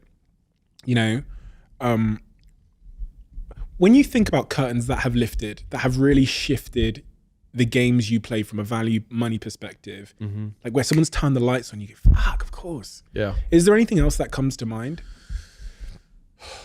Like big macro games. That... Yeah. I think a big, I will answer it with the stair steps of how each order of magnitude change in my income. So when I went from being an employee to self-employed, I went from making 4 figures a month to 5 figures a month. And that was for me just like, I'm now in control. The level above that was I started having other people who worked for me. I didn't even know that was possible. Sounds crazy. But like I was like, you can hire people? Because my members at my gym were like, other people can work here. I'm like cleaning the floor and doing the marketing and teaching the class. I was like, didn't think about that. Good call. Bottleneck. Right. And then went to 6 figures a month. Right. And then from there, stayed there, did the turnaround business, still had the same organizational structure, had another degree of leverage. And so the next degree of leverage was that I started licensing. So it was digital, right? So the cost of goods was basically nothing. And then that's when things started skyrocketing. That got me to 7 figures a month.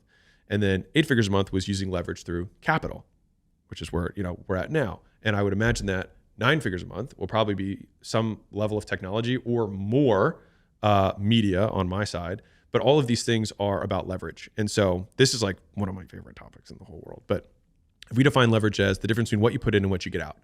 So if you have a lot of leverage, you put a little bit in, you get a lot out. If you have no leverage or low leverage, you put a lot in, you get a little bit out. And a lot of times people who are listening to this and are not making as much money as they want, they're putting lots of input in and not getting a lot out. They have low leverage opportunities. And so understanding how to get more for what you put in is the game overall. And so the first level that I described was labor. It's just work. First, I was working for someone else, then I worked for myself, then I got other people to work for me. The first level in each of those levels was more leverage. Above that, I had media, which is the thing that I was licensing out. So another degree of leverage. I made it once and I could license it out infinity. On top of that, I have capital. I can take capital. I don't have to sacrifice time in order to get something for it. So it's high input output. Above that would be some sort of technology. You build the code once. In theory, obviously, you continue to improve the code, but theoretically, you build the thing once and then 1 million people can use it. And so you want to stack as many types of leverage as you can and as much of them as you can, because like Joe Rogan also has a show and somebody else has a podcast. They both technically are using media as their vehicle for leverage, but he has significantly more of it. So it's not just like, I'm going to use all these, right? Yes, but it's also how much and to what degree. But like Facebook had other people's money. He used media, had other people's work, max leverage. Amazon, same thing, right? They used every element of leverage and they maxed all of them out. And that's at least the curtain that, and Naval talks about this, if you're familiar with Naval Ravikant. He talks about these things as the elements of leverage, or 4 types of leverage. And understanding that for me has kind of been a blueprint for wealth overall. And then, capital, there's degrees of capital, right? Like you can get friends and family to give you money. Then you can get, institutional money, and then you can get public money, right? Which, you saw like the IPO money, like the fact that the NASDAQ was 4X, the Dusseldorf exchange, is that where it was, right? There's just significantly more capital in that market. And so same work, more zeros. And so I love this topic because I think that that's fundamentally like the people who move faster in life don't actually move faster. They get more for every step. Are you happy? I'm stoked. Max stoked. I've not asked this question for a long time, but I thought I'd ask it because it's kind of similar to what we've been talking about today. But if happiness was like a list of ingredients and it was a recipe, is there anything missing from your recipe that would make you even more happy? And sometimes that recipe is about balancing the ingredients. You need 2 eggs and 100 eggs. Yeah, 1 cup of flour. Yeah. For me, it's always been about autonomy. I want to be able to do what I find interesting. And that's been the core of it. And what I do will change, but the core of having the freedom to do it has been the center of it. And so for me, I don't think my freedom not in recent history, my freedom hasn't fundamentally changed in any way. And so I would say that I'm the same level of contentedness as I was last year. But I find engagement in what I do. And that's I'll give you my definition of happiness, which is doing what you like to do with people you like and doing that as much as you possibly can. And that's my simple definition. Interesting. I've tried to figure that out, that like professional, like, I guess it's not even a professional thing, but I've tried to figure out and summarize. That's a wonderful summary. The place I'd gotten to is if you're surrounded by people you love, you're doing something that challenges you, which I think is an interesting one. You've kind of encapsulated it just by saying things you like, but that challenges you, gives you a sense of forward motion and progress towards a meaningful goal. And that's a subjective thing. Could be raising a kid or making $1 million, whatever. I think that's kind of what I call it, my ikigai. If I'm in that state, and it's a state, I think I'm happy. We have a closing tradition on this podcast where the last guest asks a question for the next guest. Without knowing who they're going to be asking it to. I'm terrified. Why does everyone get so scared when I do this? Like, aren't my questions scary? Like, everyone. Someone's going to like try and stick the neck. Like, okay, I'm going to think of it. We have these conversation cards where we've taken all the questions written in this book and we've made them into cards so people can play at home. I'm actually going to slide them over to you and just ask you to pick one conversation card. Okay. I've picked a couple there that I think are stitch ups. So I'm gonna go from the middle. Okay. All right, let's see what it is. What we got here. And the question is, what are the failures you cherish the most?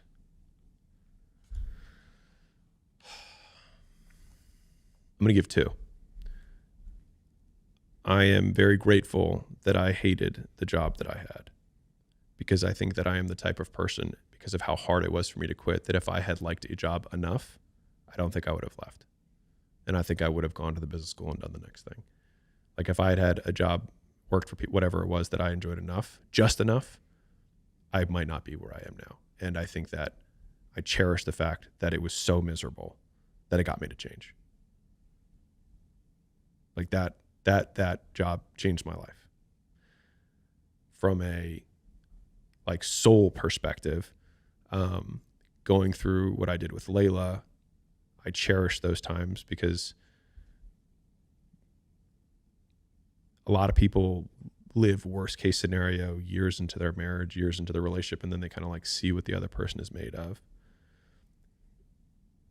I got to do that before I married the person. And so there haven't been any surprises since then. And it's something that's like shared misery to a certain degree, but like spiritual strength or spiritual, whatever you want to call it. I know she's got my back. And there's an element to that story that I didn't tell, but when we really needed money at one point, I flew Layla out to do this launch. I couldn't go with her. And I actually, I don't want to say broke up with her, but I was like, I can't do this right now. And so for 28 days, we were not together. And most girls, people, would probably have been like, screw this guy. But instead, Layla set the all-time record for a launch that still hasn't been broken. And when she came back, I was like, she stood tall when everything in my life was crumbling around me, and she like made it happen. And I knew that wherever I wanted to go, I needed someone like that with me. And so I cherish the failures of that entire season, because there were many, because I wouldn't know what I have today if I hadn't been through those tests with her then. Man, that's beautiful. In the Diary of a CEO, we have hundreds of questions that have been left by our guests, and we've put them on these cards. And on these cards, you have the question that's been left in the Diary of a CEO, the name of the person who wrote the question. And if you turn it over, there's a QR code. If you scan that code, you can see which guest answered the question and watch the video of them answering it. Every time I've done this podcast, and every time we've asked the kind of questions we ask here, I feel a tremendous sense of affinity to the guest. And our aim with these cards is that you can create that sense of connection through vulnerability at home with the people you love the most. And I have some good news for you. As of today, you can add your name to the waiting list to be the first in line to get your own set of conversation cards at theconversationcards.com. We have another question, which is the question that people leave in the book. Oh, I thought I just nailed it. I thought that was it. This is the new tradition. Well, I'm talking about the old tradition. One last question, Alex. But you did nail that. So I'll be honest, you stuck that landing. When do you feel the most emotionally connected to yourself? Literally my like heartbeat thought was when I'm working. Like the first heartbeat thought. And then like if I had to be really specific, when I'm in the throes of writing. I had a writing scholarship coming out of high school. I was the vice editor of the newspaper. I was the editor-in-chief of the literary magazine when I was in high school. I've enjoyed writing.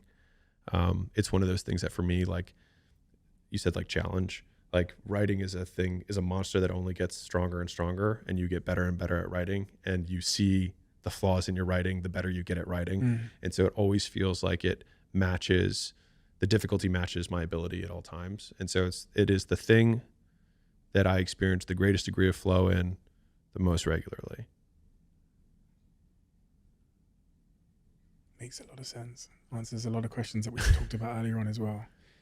Alex, thank you so much for your time and being here. It's been an incredibly diverse and enlightening and honest and vulnerable and inspiring and soul-filling conversation in so many respects. And I know for sure you're just at the very start of your journey. I asked you about the staircase. I know that you've just got one foot on the first step, and I think it's going to be incredible to watch the next couple of seasons of your life, because you're destined for incredible things. There's absolutely no doubt in that. So thank you, Alex. Appreciate your time. I appreciate that. Thank you. Those kind words. I've now been a Huel drinker for about 4 years, roughly. So much so that I ended up investing in the company, and I play a role on the board of the company. But they also very kindly sponsored this podcast. And to be honest, I've never said this before, but Huel believed in this podcast before anybody else. The CEO, Julian, told me before we even launched the podcast how successful it would be and that Huel would back it. And I absolutely have a huge amount of gratitude for them for that support, but an even greater sense of gratitude for the fact that they've helped me stay nutritionally complete throughout the chaos and hecticness of my tremendously busy business schedule. So if you haven't tried out Huel, which I hope most of you have at least given it a go by now, try it out. It's an unbelievable way to try and stay nutritionally on course if you have a hectic, busy schedule. And let me know what you think. Send me a tweet and a DM, tag me. Let me know what you think. Quick one. As you guys know, we're lucky enough to have Blue Jeans as a sponsor and supporter of this podcast. For anyone that doesn't know, Blue Jeans is an online video conferencing tool that allows you to have slick, fast, good, quality online meetings without any of those glitches that you'd normally find with other meeting online providers. You know the ones I'm talking about. And they have a new feature called Blue Jeans Basic, which I wanted to tell you about. Blue Jeans Basic is essentially a free version of their top quality video conferencing. And that means that you get immersive video experiences. You get that super high quality, super easy and zero fuss experience.